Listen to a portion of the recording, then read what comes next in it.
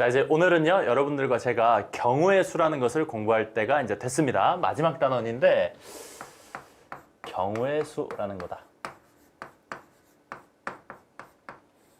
이 경우의 수라고 하는 거는 여러분 중학교 때도 이미 공부를 했어요. 어떤 우리가 시행이라는 걸 합니다. 시행. 영어로는 트라이얼이라고 하죠. 시행. 예를 들면 뭐 주사위를 던진다든지, 동전을 던진다든지, 뭐 화살을 쏜다든지, 뭐 등등등 여러 가지 상황들이 있잖아. 시행을 했을 때 여러 가지 사건들이 일어나겠죠. 이벤트라고 하죠. 이벤트. 남친 여친한테 하는 그 이벤트 아니야. 우리가 딱 어떤 시행했을 때 벌어지는 그 상황을 그냥 사건, 이벤트라고 하는 거야. 이벤트라고 하는 건데, 우리가 경우의 수라고 하는 거는 어떤 시행을 했을 때 그 사건이 발생하는 가짓수, 이거를 경우의 수라고 합니다. 예를 들어볼까? 주사위를 하나 딱 던져. 주사위를 휙 던지는 거, 이거는 이제 시행이 되는 거고, 그때 나타나는 이벤트의 수, 경우의 수는 몇 가지냐 그러면은 여러분 머릿속에 그려지죠. 1, 2, 3, 4, 5, 6, 6가지다 해가지고 6가지 이렇게 말할 수가 있어요. 이게 이제 경우의 수인데, 우리가 이제 이런 것들은 아주 기초적인 초등학생들한테 물어보는 경우의 수고, 우리는 이제 조금 복잡한 상황에서의 경우의 수 구하는 방법들을 이야기해 볼 거예요. 이 경우의 수는 정말로 우리 실생활하고 많은 관련성이 있는 거죠. 우리가 사실 살아갈 때 이 항상 매 순간마다 경우의 수를 생각하면서 산다고 해도 과언이 아니에요. 뭐 예를 들어서 쌤이 혼자 사니까 이제 배고프면 많이 밖에서 사 먹거든요. 집에서 요리하면 귀찮아. 그래가지고 이제 뭐 도시락을 먹으러 가고 싶어. 도시락을 먹는다 그러면은 쌤 머릿속에 이제 막 이렇게 머리가 회전하겠지. 어디 가서 도시락을 사 먹어야 될까? 편의점. 우리가 편도라고 하죠. CU의 백종원 도시락이 무지하게 맛있습니다. 선생님이 자취 10년 차로서 말하는 건데, 이 편의점 도시락은 CU의 백종원이 최고예요. 편의점 도시락이 있을 거고, 또 우리가 도시락 전문점은 또 뭐가 있냐? 한솥 도시락이 있죠. 한솥 도시락. 그러면 이제 우리가 생각할 때 한솥이 좀 더 종류가 많으니까 여기 가서 오늘 한번 골라볼까? 이런 생각 하잖아? 사실 그런 사고 과정 안에 이미 경우의 수를 고려한 거라고. 이 CU 편의점에는 도시락이 몇 개 없어요. 경우의 수가 몇 개 안 된단 말이야. 근데 한솥 도시락은 경우의 수가 많으니까 우리가 경우의 수가 많은 한솥 도시락 가가지고 골라볼까? 이런 생각 한다고. 이것도 일종의 경우의 수를 생각하는 이런 과정이 되겠죠. 물론 이건 아주 너무나도 단순한 예시지만 여러분이 좀 더 복잡한 사고 과정, 의사결정을 할 때 우리가 경우의 수라는 게 정말 빈번히 일어난다. 그래서 수학을 열심히 공부하면 그 경우의 수 같은 걸 따질 때 조금 더 논리적으로 합당한 결정을 하기 좋아요, 여러분. 자, 믿겨지지 않죠? 쌤도 옛날에는 그냥 막 아무렇게나 살던 사람이었는데 이 수학을 아주 오랫동안 공부하다 보니까 어떤 사고 결정을 할 때, 의사 결정을 할 때 굉장히 좀 합리적으로 많이 생각해서 하게 되더라고. 여러분도 그렇게 될 수 있어요. 물론 또 뭐 생각을 많이 한다고 뭐 썩 좋은 건 아니지만 아무튼 그렇다 이거야. 경우의 수를 우리가 앞으로 공부하게 될 텐데, 경우의 수는 나중에 여러분들 어떤 과목과 연계가 되냐면 확률이라는 과목과 연계가 되겠습니다. 이건 뭐 이미 중학교 때도 경험해 봤죠. 경우의 수 배우고 확률 배웠으니까 우리가 확률은 나중에 확률과 통계라는 다른 과목, 추가 과목을 통해서 공부하겠죠. 아무튼 우리는 이제 경우의 수를 구해보러 간다 이거야. 자, 경우의 수를 구해볼 건데, 사실 이제 여러분이 경우의 수를 구하실 때 가장 원초적인 방법은 손가락 발가락이죠. 직접 하나하나 세는 게 이제 가장 원시적인 방법인데, 우리가 지금 수학, 고등학교 1학년 수학에서 다루려고 하는 여러 가지 시행과 사건들은 그 경우의 수가 아주 큰 숫자들이야. 몇천 가지, 몇만 가지일 수도 있다고. 우리가 손가락 발가락이 10개밖에 안 되는데 그걸 다 셀 수는 없잖아? 그러니까 이 경우의 수를 세는 여러 가지 스킬들을 배워서 그 스킬들을 이용해가지고 경우의 수를 빠르고 정확하게 세려고 하는 거예요. 그 스킬들은 뭐가 있느냐? 자, 당연히 직접 세는 것도 좋지만 이 직접 세는 건 어느 정도 한계가 있어. 그래서 우리가 경우의 수를 앞으로 공부할 때 몇 개의 스킬을 배울 건데, 그 중에 하나가 순열이라는 거, 그 중에 하나가 조합이라는 거, 이런 스킬들을 배우게 되고, 이 순열 조합이 뭐 아시는 분은 아시겠지만 또 하나의 단원으로서 여러분이 뒤에서 배우게 됩니다. 하나의 단원이야. 순열이라는 소단원, 조합이라는 소단원을 따로 또 배워요. 아주 집중적으로 연구한다고. 순열 조합도 있지만 뭐 꼭 순열 조합 아니고도 뭐 우리가 뭐 수영도라든지 수형도란 말 처음 들어보시나요? 수형도는 저 숫자가 뭐냐면 나무 숫자, 나무 숫자. 우리가 수목원 할 때 나무, 수목원 할 때 수형도인데 이게 뭐냐면 가지치기.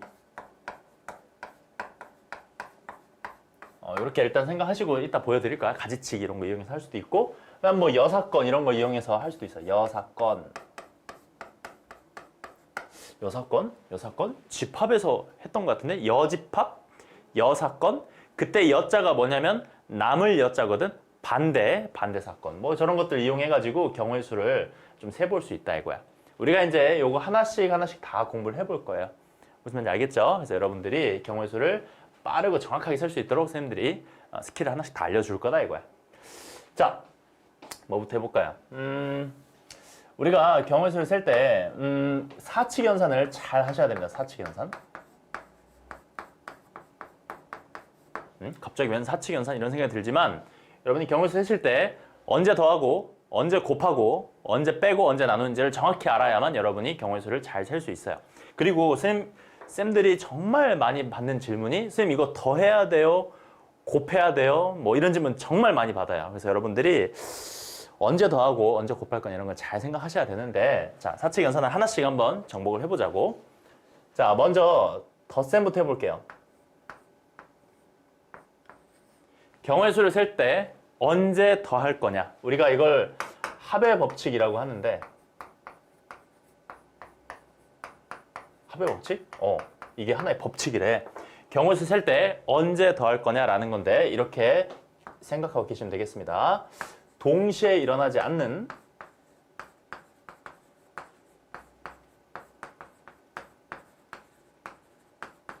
사건 A, B가 있어요. 동시에 일어나지 않는 사건 A, B가 있어서 A가 일어나는 경우의 수가, 다른 색깔로 할까요? 이 사건 A가 일어나는 경우의 수가 M가지, 사건 B가 일어나는 경우의 수가 N가지라고 할 때 A 또는 B가 일어나는 경우의 수, 그 경우의 수는 결과적으로 M 플러스 N가지다. 더한다 라는 뜻이야. M 플러스 N가지. 오, 쌤이 오늘 아주 정성스럽게 이 글을 다 썼어요. 왜냐면 처음에 이제 앞으로 이거 쓰지 않을 거야. 근데 처음이니까 한번 찬찬히 읽어보자고. 중요한 단어가 몇 개 있습니다. 여러분이 앞으로 경우의 수를 딱 만났을 때 사건 하나만 만나는 게 아니고 여러 개의 사건을 만나게 돼요. 자, 동시에 일어나지 않는, 이거 중요한 말이고요. 그 다음 A 또는 B가 일어나는 경우의 수는 더하시면 된다라는 거야. 자, 이거 한번 예를 들어볼까? 예를 들어서 1부터 7까지의 카드가 있습니다. 1부터 7까지의 카드가 있는데 이 카드에서 서로 다른 카드 두 장을 뽑아요. 2픽, 두 장을 뽑아. 그때 합이 5의 배수가 되는 경우의 수.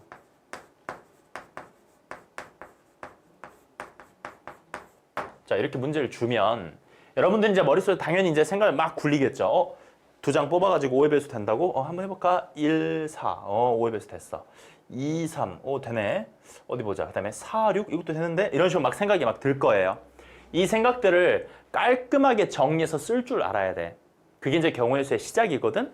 여러분들이 처음에 이거 공부하실 때 습관을 잘 들여야 돼. 그냥 막 대충 막 보이는 대로 막 써버리면 무조건 여러분은 빼먹게 돼 있고 아니면 두 번, 세 번 센다든지 실수를 하게 되어 있어요.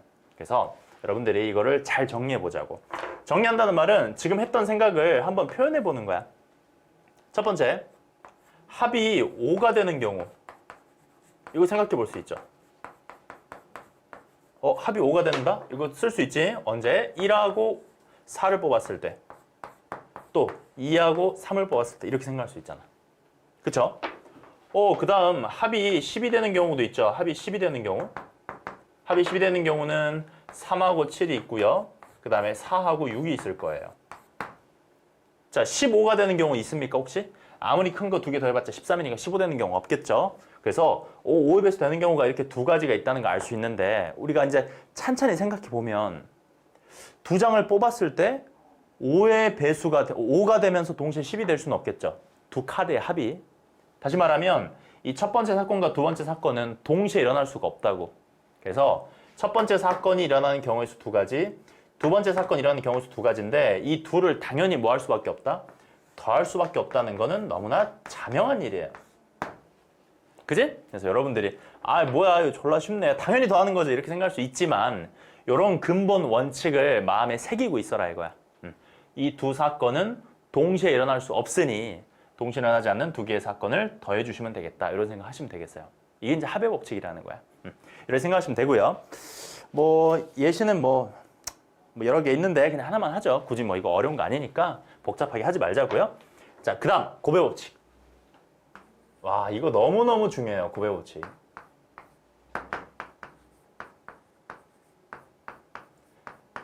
경우의 수를 셀 때 언제 곱할 거냐. 매우 중요한 건데 이건 여러분은 그냥 진짜 외우고 계실 정도로 딱 알고 있어야 돼. 동시에 일어나거나 또는 연달아 일어나거나 그런 사건, 동시에 일어나는 사건 A, B가 있어요. 역시 첫 번째 사건 A가 일어나는 가지수는 M가지, 두 번째 사건이 일어난 가지수의 N가지라고 하자. 이때 사건 A의 각각의 경우에 대하여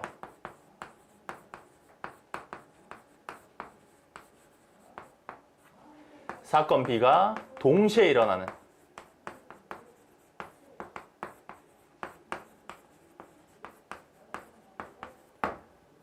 가지수 경우의 수라고 할까요? 경우의 수라고 했으니까 동시에 일어나는 경우의 수는 M 곱하기 N이다. M 곱하기 N이다. 자, 이렇게 썼는데 일단 쓰긴 썼는데 여러분 잘 와닿진 않을 거야. 좀 무슨 소리 하는 거야? 이런 생각 들 텐데 예시를 보면 딱 알아요. 자, 여기서 또 중요한 단어가 있습니다. 두 개의 사건이 이번에는 동시에 일어나거나 연달아서 일어나야 돼요. 네, 여러분 이 동시라는 말이 정말로 말 그대로 같은 시간, same time 이게 아니고 수학에서 same time이 아니고 그냥 뭐랄까 함께라고 할까? 그 말이 더 좋을 것 같아요. 영어로는 with라고 생각하면 더 좋을 것 같아요. with. 이렇게 표현하는 것도 나쁘진 않을 것 같습니다. 두 개의 사건이 동시에 연달아 함께 일어난다고 했을 때 사건 A의 각각의 경우에 대하여 이게 너무 중요한 얘기야. 각각의 경우에 대하여 뭔 말인지 이따 말할 거야. 각각의 경우에 대하여 사건 B가 동시에 일어나는 그 경우의 수는 M 곱하기 N 가지다라는 거야. 자, 이거 예시를 하나 들어볼게요. 여러분 예시를 봐야 될 것 같아. 예를 들면 이렇게 한번 해볼까? 아주 뭐 심플한 예시 하나 들어볼게요. 우리가 이제 외출을 좀 하려고 해요. 오늘 좋은 소개팅 자리가 있어. 소개팅 나가기로 했어. 쌤이 딱 소개팅을 나가기로 했는데 항상 고민이잖아. 이 소개팅 나갈 때 또 우리가 이성을 만날 때 무슨 옷을 입어야 될까 고민이 돼. 옷장을 쫙 열어봤어. 그랬더니 상의가 있고 하의가 있어요. 물론 속옷도 입고 양말도 신어야겠지만 그건 이제 뭐 신었다고 하고 윗옷과 아래옷 중에 이제 하나씩 골라서 입어야 될 텐데 자 상의는 이렇게 하자. 티셔츠 그 다음에 또 뭐 할까요? 뭐 니트 이런 거 스웨터 니트 이런 거 그 다음에 뭐 해볼까? 나시 뭔지 알죠? 이렇게 여자들 싫어하는 건데 이거 굉장히 싫어하는 건데 소개팅 나갈 때 이런 거 입어도 되나요? 아무튼 이 세 가지가 있다고 하자.